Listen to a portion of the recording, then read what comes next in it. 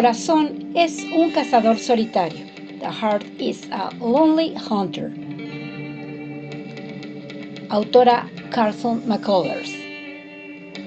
Segunda parte. Capítulo séptimo.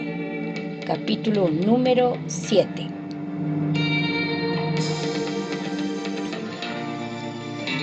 Hacía años que la ciudad no sufría un invierno tan crudo como aquel. La escarcha se acumulaba en los cristales de las ventanas y blanqueaba los tejados de las casas. En las tardes invernales brillaba una vaga luz amarillo limón y las sombras tenían un delicado tono azul. Una delgada capa de hielo se había formado sobre los charcos de las calles y corría el rumor de que el día siguiente de Navidad había nevado ligeramente tan solo a unos 15 kilómetros al norte. Un cambio se operó en Singer. Con frecuencia salía a dar largos paseos, como los que le habían tenido ocupado durante 6 meses cuando Antonopoulos se marchó. Aquellos paseos se alargaban durante kilómetros en todas direcciones y abarcaban la mayor parte de la ciudad. Erraba por aquellos poblados, barrios situados junto al río, que tenían un aspecto más sórdido que nunca desde que las hilanderías habían reducido su actividad aquel invierno. En muchos ojos podía leerse una expresión de sombría soledad. Ahora que la gente se veía forzada a permanecer ociosa, se podía percibir una cierta inquietud. Se producía un ferviente estallido de nuevas creencias. Un joven que había estado trabajando en las tinas de tintado de una hilandería proclamó de repente que había brotado en él un gran poder sobrenatural. Decía que era su deber expresar una serie nueva de mandamientos del Señor. El joven levantó un tabernáculo y centenares de personas acudían todas las noches para revolcarse por el suelo y sacudirse unas a otras, porque creían que se encontraban en presencia de algo superior a lo humano. Y hubo un crimen también. Una mujer que no ganaba lo suficiente para comer creía que su capataz le había engañado en sus vales de trabajo y lo apuñaló en la garganta. Una familia de negros se mudó a la última casa de una de las calles más deprimidas y esto causó tanta indignación que la casa fue quemada y el negro golpeado por sus vecinos. Pero todo esto eran solo incidentes. Nada había cambiado realmente. La huelga de la que tanto se hablaba no llegaba nunca a declararse porque faltaba unión. Todo estaba como antes. Aún en las noches más frías, las atracciones Sonny Dixie permanecían abiertas. La gente soñaba y se peleaba y dormía igual que siempre, y por costumbre procuraba no pensar para no quedar atrapados en la amenazante oscuridad de la mañana. Por costumbre procuraban no pensar para no quedar atrapados en la amenazante oscuridad del mañana. Singer paseaba por los lugares más apartados y perfumados de la ciudad, donde se apiñaban los negros. Había aquí más alegría y también más violencia. A menudo el agradable y penetrante olor de la ginebra flotaba en los callejones. Cálidos y soñolientos fuegos coloreaban las ventanas. Se celebraban reuniones en las iglesias casi cada noche. Casitas confortables levantadas en parcelas de pardo césped. También por estos lugares paseaba Singer. Aquí los niños eran más fuertes y más amistosos con los extraños. Vagaba por los barrios de los ricos. En ellos había casas grandes y viejas, de blancas columnas e intrincadas cercas de hierro forjado. Pasaba junto a las grandes casas de ladrillo donde los automóviles hacían sonar su claxon en los senderos y donde las volutas de humo brotaban preciosamente de las chimeneas. Y llegaba hasta el borde mismo de las carreteras que llevaban de la ciudad a los almacenes generales donde los granjeros, los sábados por la noche, se sentaban alrededor de la estufa. Deambulaba a menudo por entre las 4 manzanas principales de actividad comercial de la ciudad, que estaban brillantemente iluminadas, y luego por los oscuros y desiertos callejones de detrás. No había parte de la ciudad que Singer no conociera.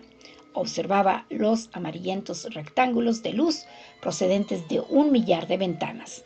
Las noches invernales eran hermosas. El cielo tenía una fría tonalidad azul y las estrellas eran muy brillantes.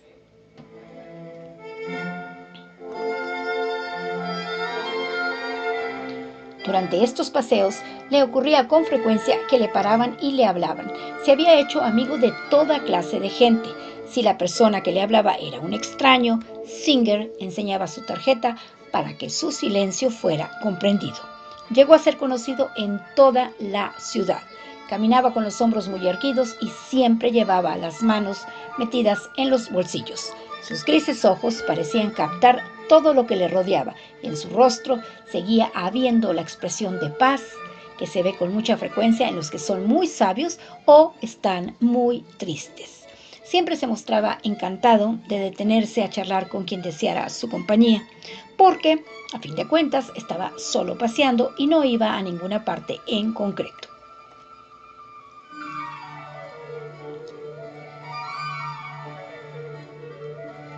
Empezaron a desatarse ahora varios rumores en la ciudad relativos al mudo. Años antes, con Antonopoulos, siempre se habían dirigido y vuelto al trabajo a pie, pero, excepto por eso, siempre estaban juntos, solos en sus habitaciones. Nadie se había preocupado entonces por ellos. Y si les observaban, era siempre el corpulento griego el que llamaba la atención. El Singer de aquellos años estaba olvidado. Así que los rumores sobre el mudo eran ricos y variados. Los judíos decían que él era judío. Los comerciantes de la calle principal afirmaban que había recibido una gran herencia y que era un hombre muy rico. Se murmuraba en un sindicato textil que el mudo era organizador del CIO, un turco que rondaba por la ciudad hacía años y que languidecía con su familia en la parte trasera de la tiendecita donde vendían ropa blanca. Declaraba apasionadamente a su mujer que el mudo era turco. Le decía que cuando le hablaba su lengua, el mudo le comprendía, y cuando explicaba esto, su voz se volvía más cálida y se olvidaba de regañar a sus hijos, y estaba lleno de planes y de actividad. Un viejo campesino afirmaba que el mudo procedía de algún lugar próximo a su casa y que el padre del mudo tenía la mejor plantación de tabaco de todo el país. Todas estas cosas se decían de Singer.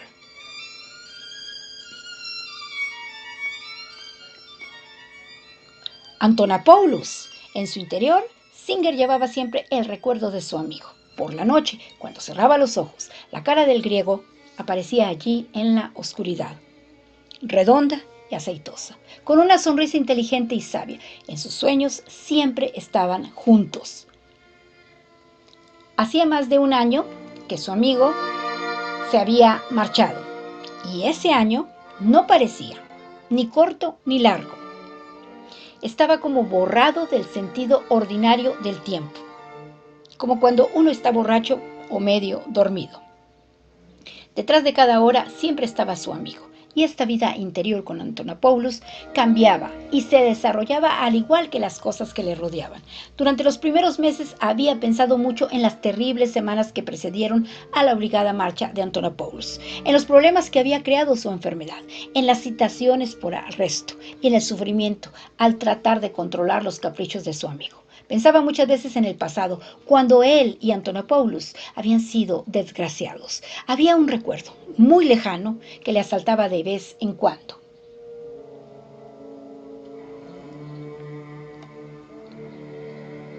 No tenían amigos. A veces se encontraba con otros mudos.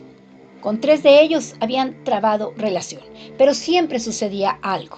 Uno de los mudos se fue a vivir a otro estado una semana después de conocerles. Otro estaba casado y tenía 6 hijos y no sabía hablar con las manos, pero era su relación con el tercero de ellos lo que Singer recordaba cuando su amigo se fue.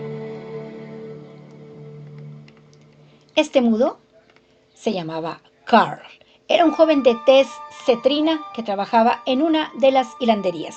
Sus ojos eran de un amarillo pálido y sus dientes tan brillantes y transparentes que también parecían amarillo pálido. Con un mono azul que colgaba flácidamente de su huesudo cuerpo, tenía el aspecto de una muñeca de trapo azul y amarilla. Le invitaron a cenar y convinieron en encontrarse en la tienda donde trabajaba Antonopoulos. El griego estaba ocupado todavía cuando ellos llegaron. Estaba terminando una hornada de dulce de caramelo en el obrador de la parte trasera de la tienda. El dulce yacía dorado y lustroso sobre la larga mesa cubierta de mármol. La atmósfera era cálida y rica en dulces olores. Antonopoulos parecía encantado de que Carl le estuviera observando mientras él deslizaba el cuchillo por la caliente masa de caramelo y la cortaba en rectángulos. Ofreció a su nuevo amigo un trocito de la masa en el borde de su engrasado cuchillo y le enseñó el truco que siempre realizaba ante cualquiera a quien deseara agradar. Señaló una tina de jarabe que hervía en la cocina y se abanicó la cara y entrecerró los ojos para indicar lo caliente que estaba. Luego humedeció la mano en un recipiente de agua fría, la sumergió en el jarabe hirviente y rápidamente volvió a meter la mano en el agua. Los ojos le salían de las órbitas y sacaba la lengua como si estuviera sufriendo una gran agonía. Se retorció incluso la mano y empezó a saltar sobre un pie, haciendo temblar todo el edificio. Entonces sonrió de repente y extendió la mano para mostrar que todo era una broma, golpeando a Carl amistosamente en el hombro.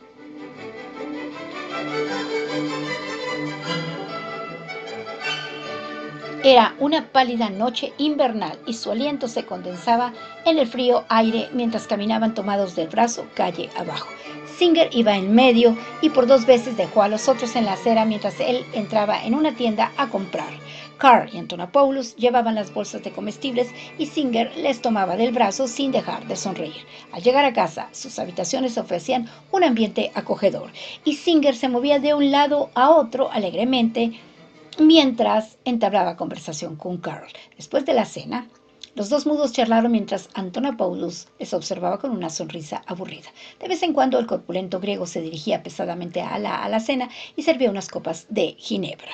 Carl estaba sentado junto a la ventana y solo bebía cuando Antonopoulos le ponía el vaso frente a la cara y aún entonces lo hacía a sorbitos solemnes. Singer no podía recordar que su amigo se hubiera mostrado tan cordial con nadie anteriormente y contemplaba con placer la idea de que Carl vendría a menudo a visitarles.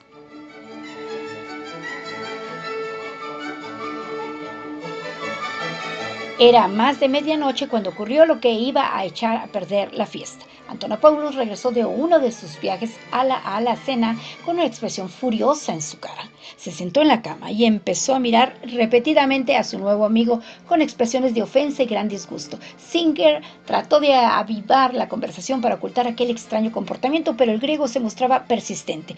Carl se acurrucaba en una silla, acariciando sus huesudas rodillas, fascinado y aturdido por las muecas del griego. Estaba sonrojado y tragaba saliva tímidamente. Singer no pudo ignorar la situación por más tiempo, de modo que finalmente le preguntó a Antonopoulos si le dolía el estómago o quizás se sentía mal y deseaba irse a dormir.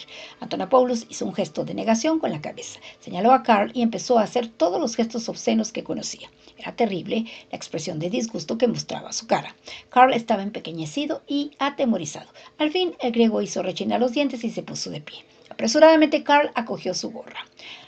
Carl recogió su gorra y abandonó la habitación. Singer le siguió por las escaleras. No sabía cómo explicar al otro la personalidad de su amigo.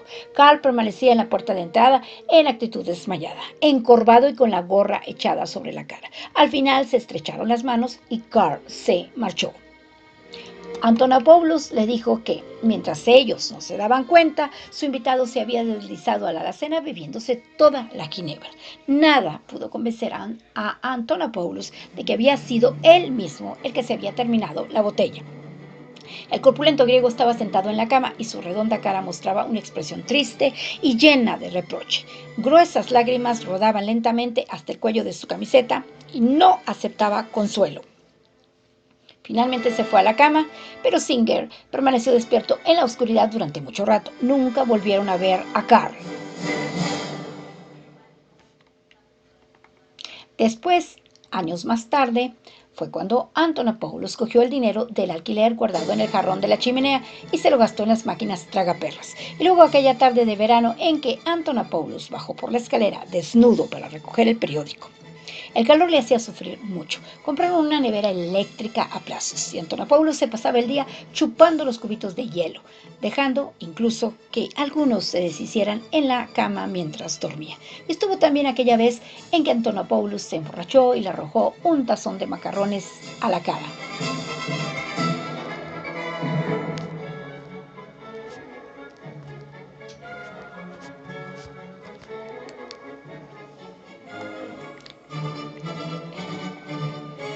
Esos feos recuerdos se entretejían en sus pensamientos durante los primeros meses como hebras defectuosas en una alfombra y luego desaparecían.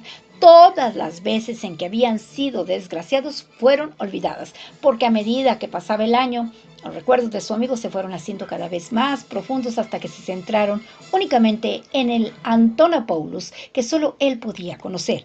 Este era el amigo a quien él le contaba todo lo que pasaba por su corazón. Este era el Antonopoulos de quien nadie sabía que fuera sabio excepto él. A medida que el año avanzaba, su amigo parecía agrandarse en su mente y su cara surgía de la oscuridad de la noche con una expresión severa y sutil. Los recuerdos de su amigo se modificaban en su mente de tal modo que no recordaba nada que fuera incorrecto o estúpido, solo lo juicioso y bueno. Veía a Antonopoulos sentado en una gran silla frente a él.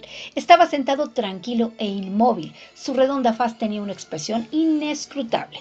En su boca una sonrisa inteligente, los ojos profundos. Observaba las cosas que le decían y en su sabiduría lo comprendía todo.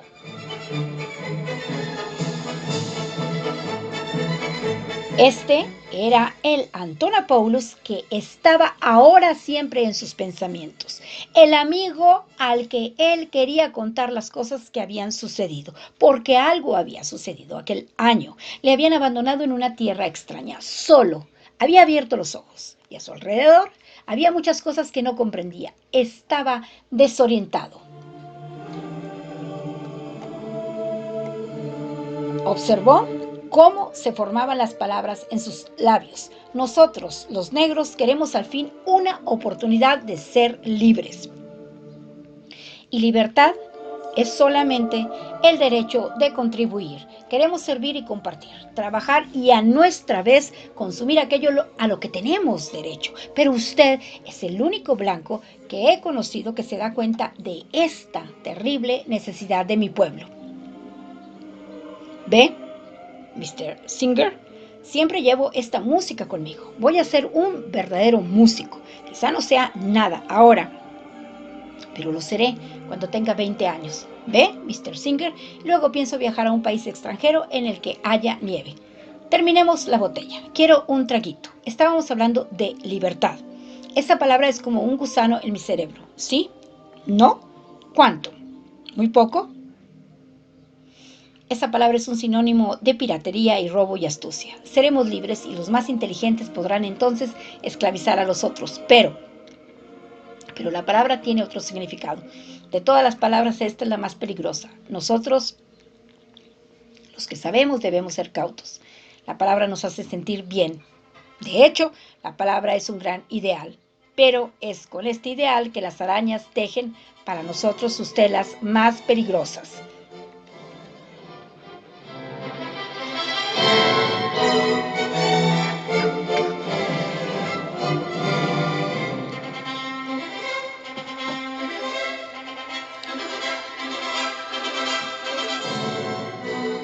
El último se frotaba la nariz. No venía con frecuencia y no decía mucho. Hacía preguntas. Las 4 personas llevaban viniendo a sus habitaciones más de 7 meses. Nunca venían juntas, siempre solas. E invariablemente él las esperaba en la puerta con una cordial sonrisa. Seguía echando de menos a Antonopoulos, igual que los primeros meses de la marcha de su amigo, por lo que era mejor estar con alguien que demasiado tiempo solo. Era como aquella época, años atrás, en que le hizo una promesa solemne. Incluso le escribió en un papel que clavó en la pared encima de la cama. Una promesa de que abandonaría los cigarrillos, la cerveza y la carne durante un mes. Los primeros días fueron muy malos. No podía descansar ni estarse quieto. Visitaba a Antonopoulos en la frutería con tanta asiduidad que Charles Parker comenzó a mostrarse antipático con él. Cuando terminaba con el tallado a mano, se iba a holgazanear a la parte de delante de la tienda con el relojero o la vendedora, o dirigía sus pasos a un bar de los que no expendían alcohol a tomar una Coca-Cola. En aquellos días estar junto a cualquier extraño era mejor que andar solo, pensando en los cigarrillos y la cerveza y la carne que echaba de menos.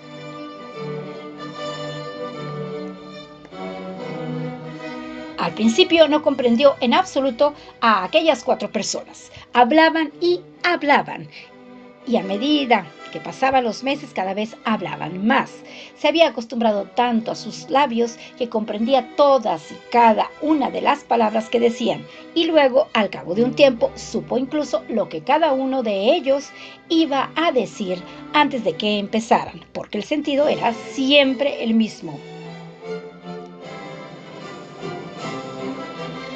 Sus manos eran un tormento para él, jamás descansaban, se retorcían durante el sueño y a veces se despertaba para descubrirlas ante su cara moldeando las palabras en pleno sueño. No le gustaba mirar sus manos o pensar en ellas. Eran esbeltas, morenas y muy fuertes. Años atrás las había cuidado con cariño. En invierno solía untarlas con aceite para prevenir las grietas y conservar las cutículas de la base de las uñas retraídas, y estas estaban limadas según la forma de las puntas de sus dedos.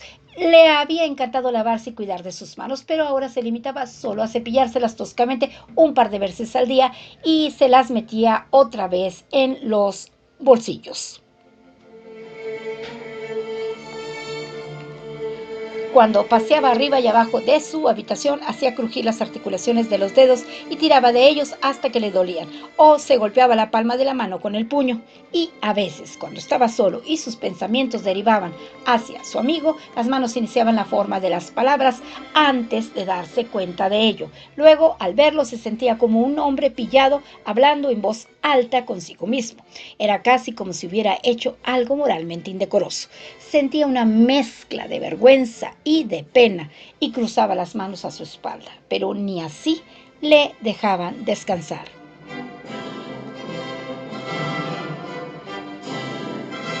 Singer se quedó parado en la calle delante de la casa donde él y Antonopoulos habían vivido. El crepúsculo era brumoso y gris. Al oeste se dibujaban francas de un frío tono amarillento y rosado. Un gorrión invernal volaba formando curiosos dibujos recortándose contra el cielo y finalmente fue a posarse en el aguilón de una casa. La calle aparecía desierta. Sus ojos estaban fijos en una ventana de la parte derecha del primer piso. Aquella era la habitación delantera, y detrás de ella estaba la cocina donde Antonopoulos había preparado todas sus comidas. Por la iluminada ventana vio una mujer que iba arriba y abajo de la habitación. Alta y de imprecisa silueta contra la luz, llevaba un delantal. Había un hombre sentado con el periódico de la tarde en la mano. Un niño con una rebanada de pan se acercó a la ventana y aplastó la nariz contra el cristal. Singer se imaginó el cuarto tal como lo había dejado, con la gran cama para Antonopoulos y el catre de hierro para él, el voluminoso sofá excesivamente relleno y la silla de campaña, la azucarera rota que usaban como cenicero, la mancha de humedad en el techo, allí donde el tejado filtraba, y el cesto de la ropa sucia en el rincón. En un atardecer semejante a este, no habría más luz en la cocina que el brillo de los quemadores de petróleo de la gran estufa. Antonopoulos siempre cerraba tanto las mechas que solo podía verse una dentada franja de oro. De franja oro y azul dentro de cada quemador. La habitación era cálida y repleta de los agradables olores de la cena.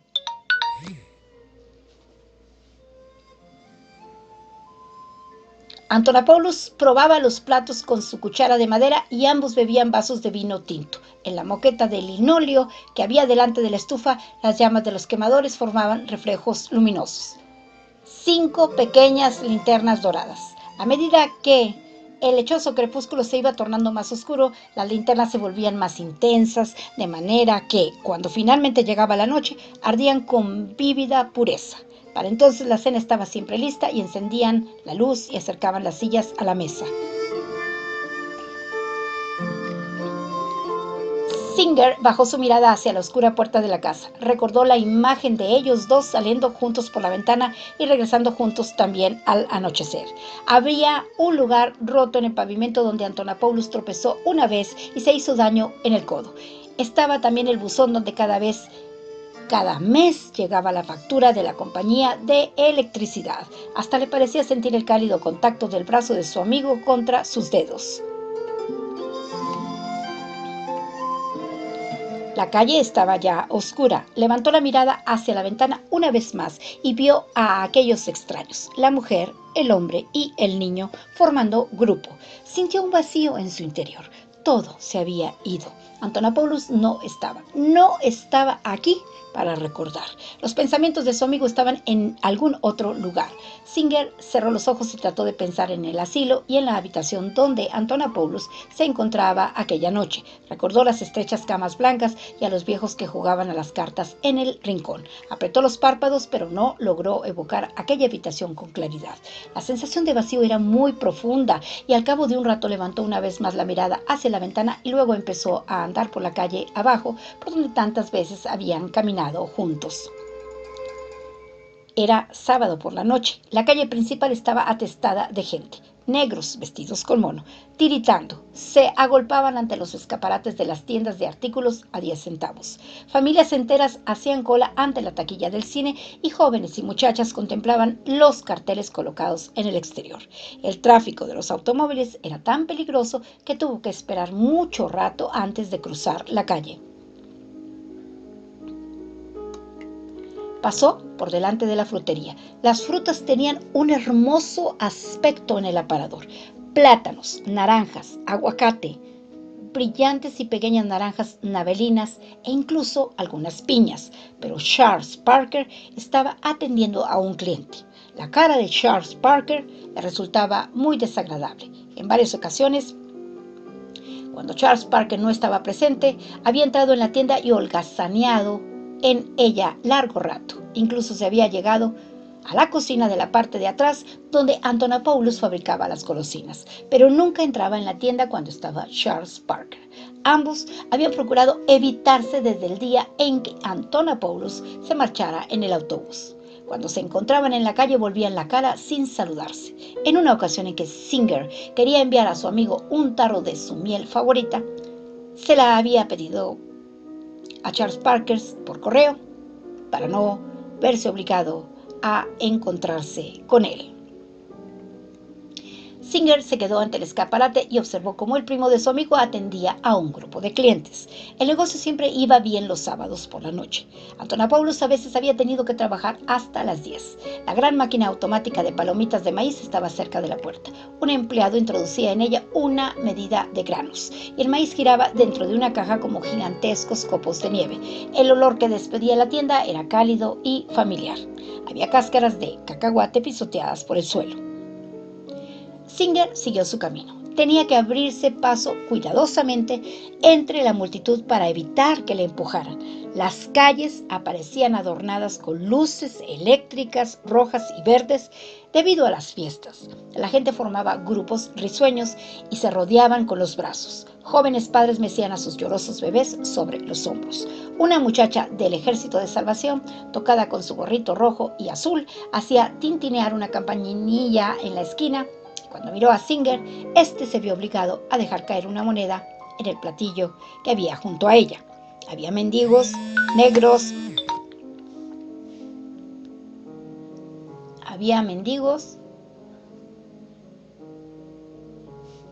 y blancos, que tendían sus gorros o sus callosas manos. Los rótulos luminosos de neón proyectaban un brillo anaranjado sobre los rostros de la multitud. Llegó a la esquina en que él y Antonopoulos habían visto una vez un perro rabioso en una tarde de otoño. Pasó luego por delante de la habitación situada encima de los almacenes del ejército y la marina, donde Antonopoulos se hacía fotografiar todos los días de paga. Llevaba ahora muchas de esas fotografías en el bolsillo. Dobló hacia el oeste, en dirección al río. Una vez cogieron una cesta de picnic y cruzando el puente fueron a comer a un campo del otro lado. Singer estuvo caminando por la calle principal durante una hora. De toda la multitud parecía ser el único que estaba solo. Finalmente consultó su reloj de bolsillo y dio la vuelta en dirección a la casa en que vivía. Quizá alguien iría a visitarle aquella noche. Así lo esperaba.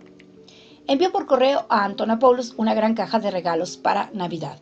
Igualmente ofreció presentes a cada una de las 4 personas que venían a visitarle y a la señora Kelly. Para los 4 juntos había comprado una radio y la puso sobre la mesa junto a la ventana. El doctor Copeland ni siquiera reparó en ella. Biff Brano la descubrió inmediatamente y enarcó las cejas. Jake Blount, en cambio, la mantuvo encendida todo el tiempo que estuvo allí. en la misma estación y al hablar lo hacía gritando por encima del ruido de la música.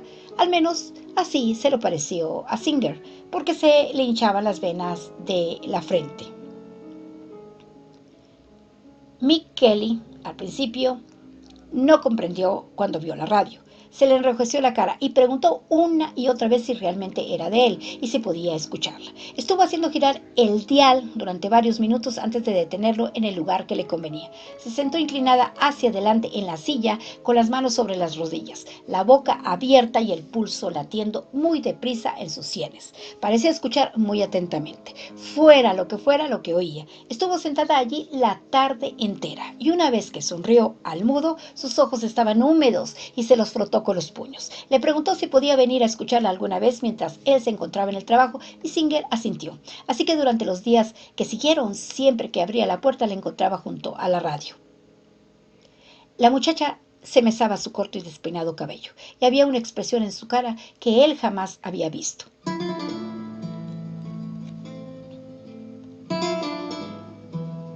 Poco después de la Navidad, una noche, dio la casualidad de que las 4 personas vinieron a visitarle al mismo tiempo. Esto no había ocurrido nunca. Singer se movía por la habitación repartiendo sonrisas y cosas para comer, haciendo todo lo posible para que sus invitados estuvieran cómodos, pero algo no andaba bien. El doctor Copeland permanecía de pie en la puerta, con el sombrero en la mano, y solo hizo una fría reverencia a los demás. Los otros le miraron como preguntándose por qué estaba allí. Jake Brown abrió las cervezas que había traído consigo y la espuma le manchó la pechera de la camisa. Mick Kelly escuchaba la música de la radio. Biff Brannon estaba sentado en la cama, las piernas cruzadas, y sus ojos escrutaban al grupo que tenía ante sí con los ojos fijos y entrecerrados. Singer estaba desorientado. Siempre cada uno de ellos había tenido muchas cosas que decir. Sin embargo, ahora que estaban juntos, guardaban silencio. Al entrar todos, él había esperado alguna especie de estallido. Vagamente esperaba que aquello fuera el final de algo. Pero en la habitación no reinaba otra cosa que una sensación de tensión. Las manos del mudo trabajaban nerviosamente como si estuvieran tirando de cosas invisibles del aire y atándolas. Jake Brown se encontraba junto al doctor Copeland. Conozco su cara. Hemos tropezado una vez aquí, en la escalera. El doctor Copeland movió su lengua con precisión, como si cortara sus palabras con tijeras. No sabía que nos conociéramos, dijo. Luego su rígido cuerpo pareció encogerse. Dio un paso atrás hasta que se encontró justo fuera del umbral de la habitación. Biff Brannon fumaba su cigarrillo con afectación. El humo se depositaba en delgadas capas azules por toda la habitación. Biff se volvió hacia Mick y al mirar a la muchacha se ruborizó. Biff entrecerró los ojos y momentos después su cara volvió a quedar blanca.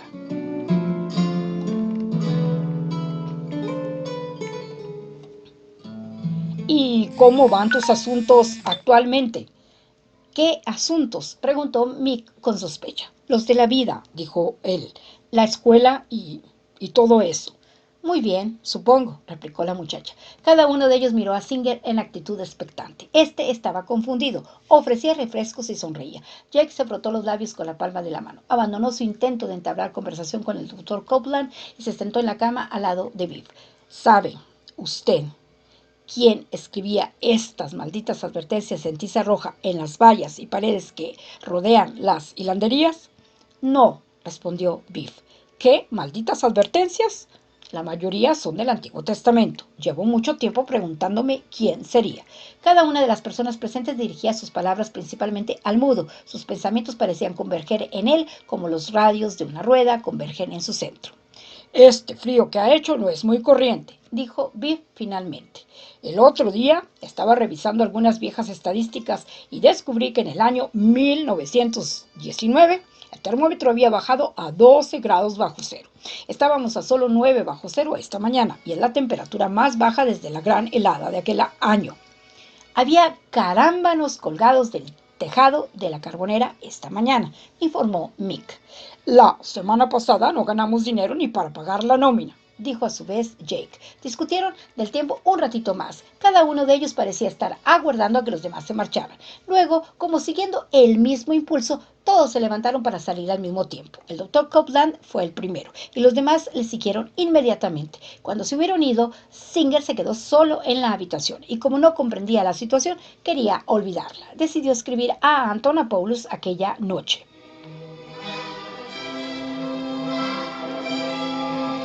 El hecho de que Antonopoulos no supiera leer no impedía que Singer le escribiera. Desde un principio había sabido que su amigo era incapaz de descifrar el significado de las palabras sobre el papel, pero a medida que pasaban los meses empezó a imaginar que tal vez se había equivocado, que quizá Antonopoulos mantenía en secreto su conocimiento de las letras. Igualmente era posible que hubiera algún sordomudo en el asilo que fuera capaz de leer sus cartas y luego explicárselas a su amigo. Se imaginó varias justificaciones para sus cartas, porque siempre sentía una gran necesidad de escribir a su amigo cuando estaba desorientado o triste. Una vez escritas, sin embargo, aquellas cartas nunca eran echadas a correo. Recortaba las tiras cómicas de los periódicos de la mañana y de la tarde y se las enviaba a su amigo todos los domingos. Y cada mes le mandaba también un giro postal, pero las largas cartas que escribía a Antonopoulos se acumulaban en sus bolsillos hasta que finalmente las destruía.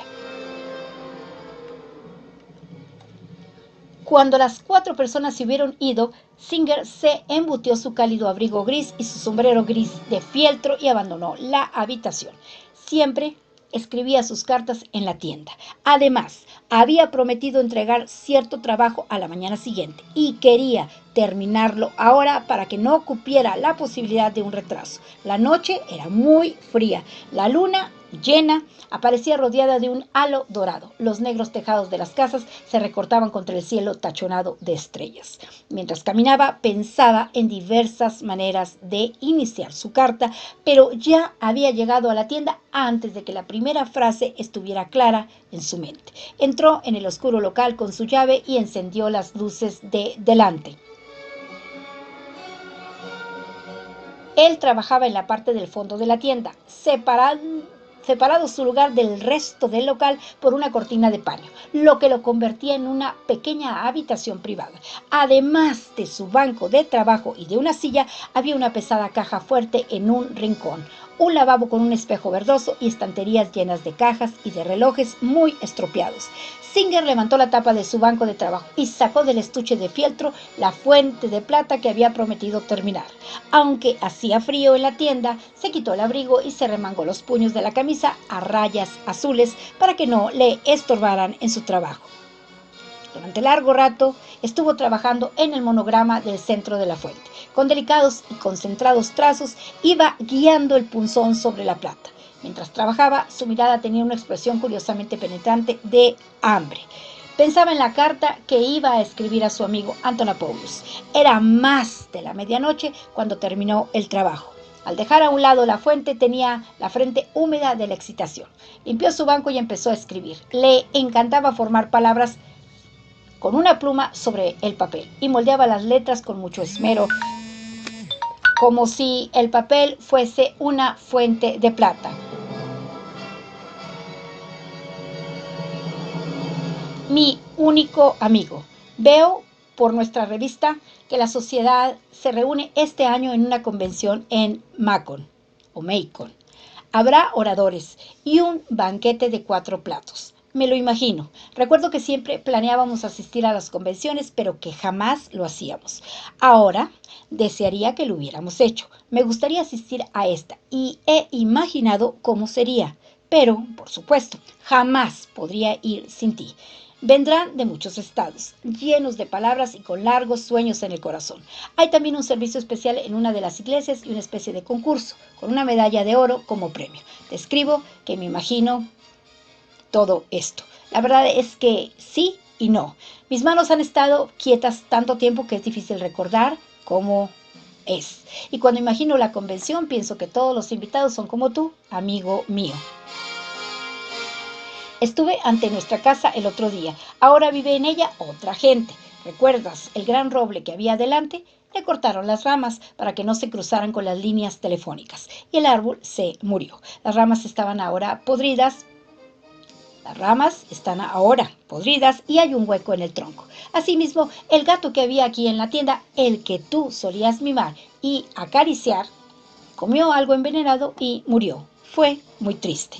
Singer sostuvo la pluma en equilibrio sobre el papel. Permaneció sentado largo rato, erguido y tenso, sin continuar la carta. Luego se puso de pie y encendió un cigarrillo. La habitación estaba fría y el aire tenía un olor acre y viciado. Una mezcla de olores de queroseno, lustre de plata y tabaco. Se puso el abrigo y la bufanda y empezó a escribir nuevamente con lenta determinación. Recordarás a las 4 personas de que te hablé cuando estuve allí. Te dibujo sus caras. El negro, la muchacha, el tipo del bigote y el hombre que es dueño del café en Nueva York. Hay algunas cosas sobre ellos que me gustaría contarte, pero no estoy seguro de cómo expresarlo en palabras. Todos ellos son personas muy ocupadas, de hecho lo están tanto que sería difícil describírtelos. No me refiero a que estén en su trabajo día y noche, sino a que tienen siempre tantas cosas en su cabeza que no les dejan descansar. Vienen a mi habitación y charlan conmigo hasta que llega un momento en que no consigo entender cómo una persona puede abrir y cerrar su boca tanto sin fatigarse. Sin embargo, el dueño del café en Nueva York es diferente. No es como los otros. Tiene una barba muy cerrada, por lo que debe afeitarse 2 veces al día, y posee una de esas maquinillas eléctricas. Él se limita a observar. Los otros llevan en sí algo que odian, pero también tienen algo que les gusta más que comer o dormir, o el vino o la compañía amistosa. Por esto están siempre tan ocupados. El del bigote creo que está loco. A veces pronuncia sus palabras con mucha claridad, como mi maestro hace mucho tiempo en la escuela. En otras ocasiones habla un lenguaje que yo no puedo seguir. A veces se viste con un traje corriente, pero al día siguiente se presenta negro de suciedad y maloliente, y con el mono que lleva para trabajar. Sacude el puño y dice palabrotas de borracho que no quisiera que tú conocieras. Piensa que compartimos un secreto, pero yo no sé de qué se trata y deja que te escriba algo que te resultará un poco difícil de creer. Puede beberse 1,5 litros de whisky Happy Days y seguir hablando y caminando como si tal cosa sin necesidad de irse a la cama. Tal vez no lo creas, pero es cierto.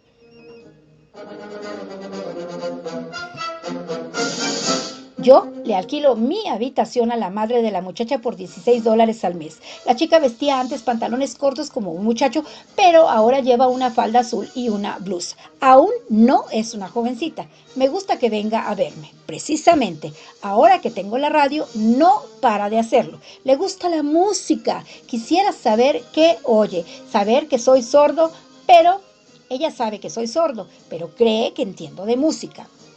El negro está enfermo de tuberculosis, pero no puede ir a ningún buen hospital de aquí porque es negro. Es médico y es la persona más trabajadora que he conocido. No habla como lo hacen los negros. A los otros de su raza me cuesta entenderlos porque no mueven bastante la lengua para decir las palabras. Este negro me asusta a veces. Sus ojos son ardientes y brillantes. Me pidió que fuera a una fiesta en su casa y lo hice. Tiene muchos libros, sin embargo, no tiene libros de suspenso. Ni bebe, ni come carne, ni va al cine.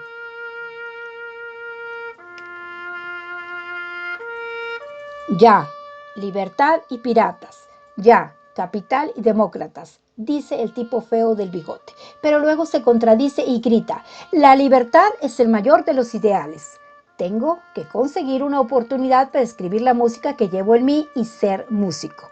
He de tener una oportunidad, dice el médico negro. Es la necesidad divina de mi pueblo. Ajá, dice el dueño del café Nueva York. Es un tipo pensativo.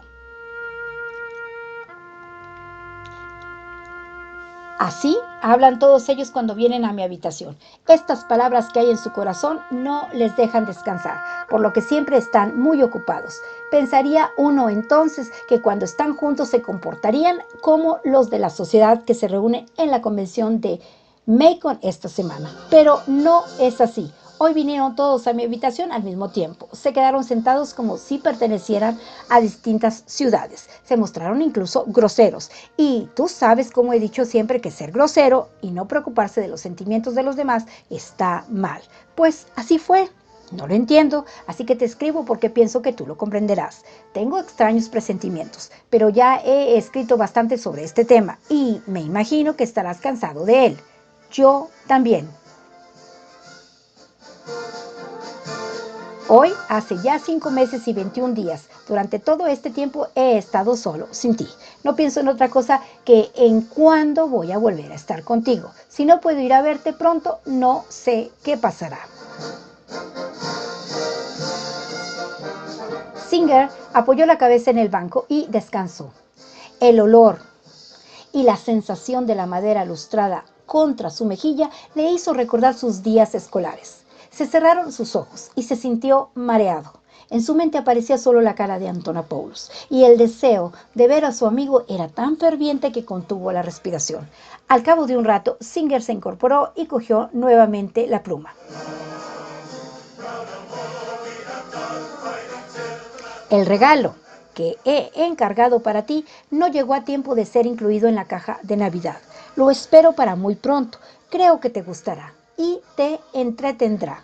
Siempre pienso en nosotros y recuerdo todo lo nuestro. Echo de menos la comida que me hacías. En el café Nueva York se come mucho peor que antes. No hace mucho encontré una mosca en la sopa. Estaba entre las verduras y los fideos parecidos a letras. Pero eso no es nada. Te necesito. Es una soledad que no puedo soportar. Pronto iré a verte de nuevo. Mis vacaciones no son hasta dentro de 6 meses, pero pienso que podré arreglar las cosas para ir antes. Me parece que tendré que hacerlo. No sirvo para estar solo y sin alguien como tú que comprende. Siempre tuyo, John Singer.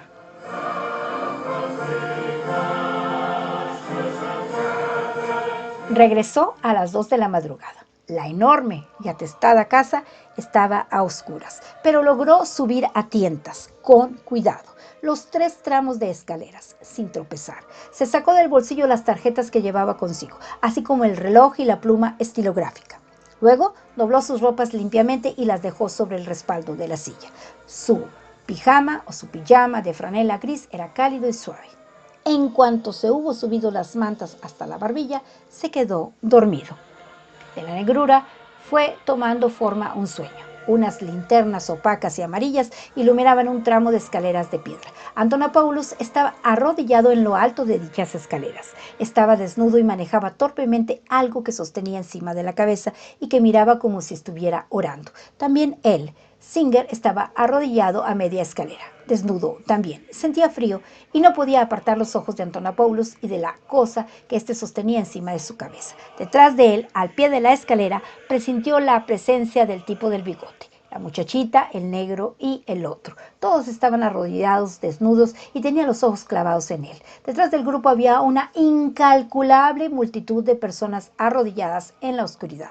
Sus propias manos eran enormes molinos de viento y no podía apartar su fascinada mirada de aquella cosa desconocida que Antonopoulos sostenía. Las linternas amarillas se balanceaban adelante y atrás en la oscuridad y todo lo demás estaba inmóvil. Entonces de repente se produjo una agitación. En medio del trastorno la escalera se hundió y él se sintió caer. Despertó con un sobresalto. Las primeras luces de la mañana iluminaban la ventana. Sintió miedo.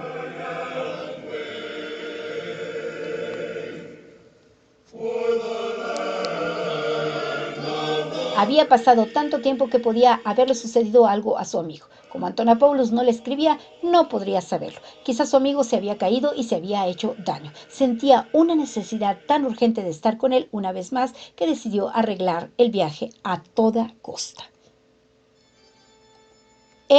Inmediatamente. En la oficina de correos halló aquella mañana un aviso en su buzón de que había llegado un paquete para él. Era el regalo que había pedido por Navidad, que no había llegado a tiempo. Un regalo estupendo. Lo había comprado a plazos en 2 años. Se trataba de un proyector cinematográfico para aficionados, junto con media docena de películas de dibujos de Mickey Mouse y Popeye que a Antonopoulos le encantaban. Singer fue el último en llegar a la tienda aquella mañana. Entregó al joyero para el que trabajaba, una petición escrita formal de librar el viernes y el sábado. Y aunque se esperaba tener que atender 4 bodas aquella semana, el joyero le dio permiso para irse. No informó a nadie de su viaje, dejando solo clavada en su puerta una nota en la que advertía que estaría ausente durante varios días por razones de trabajo. Viajó de noche y el tren llegó al lugar de destino justo en el momento en que empezaba a despuntar la rojiza aurora invernal. Por la tarde, un poco antes de la hora de visita, llegó al asilo. Iba cargado con las diferentes partes del proyector y la cesta de fruta que llevaba a su amigo. Se dirigió inmediatamente a la sala en que había visitado a Antonopoulos anteriormente. El pasillo, la puerta, las filas de camas, todo estaba exactamente igual como lo recordaba. Atravesó el umbral y miró ansiosamente a su amigo, pero inmediatamente vio que todas las sillas estaban ocupadas. Antonopoulos no estaba allí. Singer dejó sus paquetes en el suelo y escribió en una de sus tarjetas: ¿Dónde está Spiros Antonopoulos? Una enfermera entró en la habitación y él le alargó la tarjeta. La mujer no comprendió, movió negativamente la cabeza y se encogió de hombros. Singer salió al corredor y comenzó a tender la tarjeta a todo el que encontraba, pero nadie parecía saber nada. Sintió un pánico tan grande en él que empezó a hacer movimientos con las manos. Al final se tropezó con un interno de bata blanca. Tocó al interno en el codo y le entregó la tarjeta. El interno la leyó cuidadosamente y luego le guió a través de varios pasillos y salas.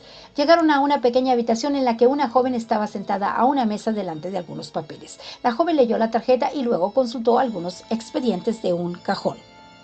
Lágrimas de nerviosismo y temor bañaban los ojos de Singer. La joven empezó a escribir parsimoniosamente en un trozo de papel, y él no pudo resistir más y retorció el cuerpo para ver inmediatamente lo que le estaba escribiendo sobre su amigo.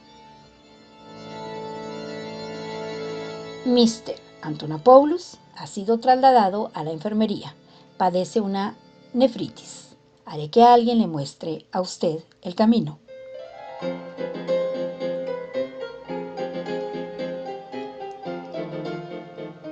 De vuelta a través de los corredores, se detuvo a recoger los paquetes que había dejado abandonados en la puerta de la sala. Le habían robado la cesta de fruta, pero las demás cajas estaban intactas. Siguió al interno fuera del edificio y a través de una parcela de césped hasta la enfermería. Antonopoulos, al llegar a la sala correcta, le vio a la primera ojeada. Su cama estaba situada en el medio de la habitación y él se encontraba sentado apoyado en almohadas. Llevaba una bata escarlata, pijama de seda verde y un anillo de turquesa. Su cutis tenía un color amarillo pálido y en sus oscuros ojos una expresión soñadora. El negro cabello ligeramente ribeteado de plata en las sienes. Estaba haciendo punto. Sus gordezuelos dedos trabajaban con las largas agujas de marfil muy lentamente. Al principio no vio a su amigo. Luego, cuando Singer se colocó ante él, sonrió serenamente, sin sorpresa, y alargó su enjollada mano. Un sentimiento de timidez y cohibición como jamás había sentido se apoderó de Singer, el cual se sentó en la cama y cruzó las manos sobre el borde del cubrecama. Sus ojos permanecían fijos en la cara de su amigo y estaba mortalmente pálido. El esplendor de la vestimenta de su amigo le dejó aturdido. En diversas ocasiones le había enviado él mismo todos aquellos artículos, pero no se había imaginado cómo le sentarían al combinarlos todos. Antonopoulos estaba más enorme de lo que recordaba. Debajo de su pijama de seda se adivinaban los grandes pliegues de su abdomen. La cabeza se recortaba inmensa contra la blanca almohada. La plácida expresión de su cara era tan profunda que parecía como si no se hubiera dado cuenta de la presencia de Singer. Este levantó las manos tímidamente y comenzó a hablar. Sus fuertes y hábiles dedos formaban los signos con encantadora precisión. Hablaba del frío y de los largos meses de soledad. Mencionaba viejos recuerdos, el gato que había muerto, la tienda, el lugar en que vivían. A cada pausa, Antonopoulos se sentía graciosamente. Le habló de las 4 personas y de las largas visitas de estas a su habitación. Los ojos de su amigo eran oscuros y estaban húmedos, y en ellos Singer descubría las pequeñas imágenes rectangulares de sí mismo que había observado 1.000.000 de veces. Volvió a fluir la cálida sangre por su rostro y sus manos se aceleraron. Habló detenidamente del negro, del tipo con bigote y de la muchacha. Los dibujos trazados por sus manos se iban moldeando cada vez con mayor rapidez. Antonopoulos, por su parte, asentía lenta y gravemente, con ansiedad. Singer se inclinó acercándose a su amigo, respirando larga y profundamente. En sus ojos brillaban las lágrimas. Entonces, de repente, Antonopoulos trazó un lento círculo en el aire con su regordete dedo índice. Su dedo describió un círculo en dirección a Singer y finalmente le hundió el dedo en el estómago. La sonrisa del corpulento griego se hizo más amplia y asomó su gorda y sonrosada lengua. Singer se rió y sus manos formaron las palabras con frenética velocidad. La risa le sacudía los hombros y al mismo tiempo echaba la cabeza hacia atrás.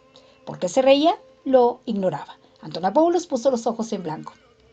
Singer continuó riéndose desenfrenadamente hasta que perdió la respiración y los dedos le temblaron. Agarró el brazo de su amigo y trató de calmarse. Sus risas seguían brotando lenta y dolorosamente como accesos de hipo. Antonopoulos fue el primero en recobrar la compostura. Su gordo piececillo había desarreglado las ropas al pie de la cama. Su sonrisa se desvaneció y soltó un puntapié desdeñoso a la manta. Singer se apresuró a enderezar las cosas. Pero Antonopoulos frunció el ceño y levantó el dedo en actitud regia a una enfermera que pasaba en aquel momento por la sala. Cuando la mujer hubo arreglado la cama a su gusto, el griego inclinó la cabeza tan pausadamente que el gesto más bien parecía de bendición que de simple agradecimiento. Luego se volvió gravemente otra vez hacia su amigo. Mientras hablaba, Singer no se daba cuenta de cómo había pasado el tiempo. Solo cuando una enfermera le trajo a Antonopoulos su cena en una bandeja, comprendió que era tarde. Se encendieron las luces de la sala y afuera empezó a oscurecer. También los demás pacientes tenían ante sí las bandejas de su cena. Habían abandonado su tarea. Algunos tejían cestos, otros repujaban cuero o hacían punto. Y estaban comiendo indiferentemente. Al igual que Antonopoulos, todos parecían muy enfermos y estaban pálidos. La mayor parte necesitaba un corte de pelo y todos llevaban sórdidos camisones grises abiertos por la espalda. Miraban a los dos mudos con expresión interrogante. Antonopoulos levantó la tapa de su plato e inspeccionó la comida cuidadosamente. Había pescado y algunas verduras. Cogió el pescado y lo sostuvo a la luz en la palma de la mano para una cuidadosa inspección. Después se lo comió con fruición. Durante la cena empezó a señalar a las diversas personas de la habitación. Señaló a un hombre del rincón y empezó a hacer muecas de disgusto. El hombre le lanzó un gruñido. Señaló luego a un muchacho y le sonrió. Asintió con la cabeza y agitó su regordeta mano. Singer se sentía demasiado feliz para experimentar vergüenza alguna. Cogió los paquetes del suelo y los dejó encima de la cama para distraer a su amigo. Antonopoulos quitó las envolturas, pero la máquina no le interesó en absoluto. Volvió a concentrarse en su cena. Singer alargó una nota a la enfermera explicándole lo del proyector. Ella llamó a un interno y luego trajeron a un médico. Mientras celebraban consulta, miraban con curiosidad a Singer. Las noticias llegaron pronto a los demás pacientes que se incorporaron excitados en su cama. Antonopoulos era el único que permanecía indiferente. Singer había practicado previamente con el proyector. Montó la pantalla para que todos los pacientes pudieran verla. Luego se dedicó a preparar el proyector y la película. La enfermera se llevó las bandejas de la cena y fueron apagadas las luces de la sala. La pantalla se iluminó con una comedia de Mickey Mouse. Singer observaba a su amigo. Al principio Antonopoulos quedó sorprendido. Se irguió para ver mejor y se hubiera levantado de la cama de no habérselo impedido la enfermera. Luego se dedicó a observar con una radiante sonrisa. Singer podía ver a los demás pacientes llamándose entre sí y riéndose. Enfermeras y ayudantes sanitarios llegaron del pasillo y la sala entera experimentó una conmoción. Cuando la película del ratón Mickey hubo terminado, Singer puso una de Popeye. Luego, al terminar esta, consideró que el entretenimiento ya había durado bastante para ser la primera vez.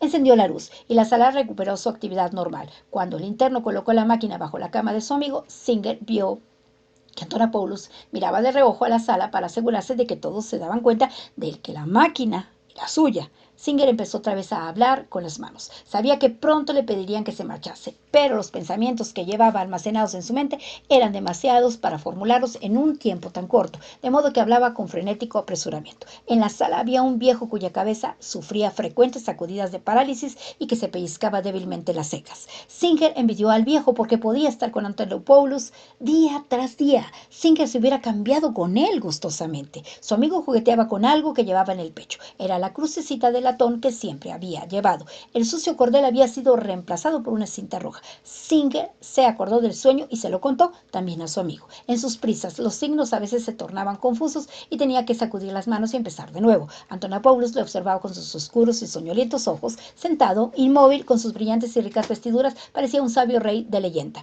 El interno encargado de la sala permitió que Singer se quedara una hora más del tiempo reglamentario para las visitas. Finalmente alargó su delgada y velluda muñeca y le mostró el reloj. Los pacientes se instalaban para dormir. La mano de Singer vaciló. Agarró a su amigo por el brazo y le miró intensamente a los ojos como solía hacer cada mañana cuando partían hacia el trabajo. Finalmente Singer retrocedió para salir de la habitación. Ya en la puerta, sus manos dibujaron un interrumpido adiós y luego cerró los puños. Durante las noches de enero, iluminadas por la luna, Singer siguió paseando por las calles de la ciudad todas las veces en que no tenía ningún compromiso. Los rumores sobre su persona se acentuaron. Una vieja negra contó a centenares de personas que el mudo conocía la manera de hacer volver a los espíritus de los muertos. Cierto trabajador a destajo afirmaba que había trabajado con el mudo en otra hilandería en algún lugar del estado, y las anécdotas que contaba eran únicas. Los ricos creían que era rico y los pobres le consideraban un pobre como ellos. Y como no había forma de refutar todos aquellos rumores, estos crecían maravillosamente hasta parecer reales. Cada uno describía al mudo tal como deseaba que fuera. Aquí, con esto termina el capítulo número 7, el séptimo capítulo del libro que se titula El corazón es un cazador solitario, de Carson McCullers. The Heart is a Lonely Hunter. Es decir, con esto terminamos el séptimo capítulo de la segunda parte del libro que se titula El corazón es un cazador solitario. Faltan solo 23 minutos para que sean las 4 de la tarde y hoy es un jueves 14 de octubre del 2021.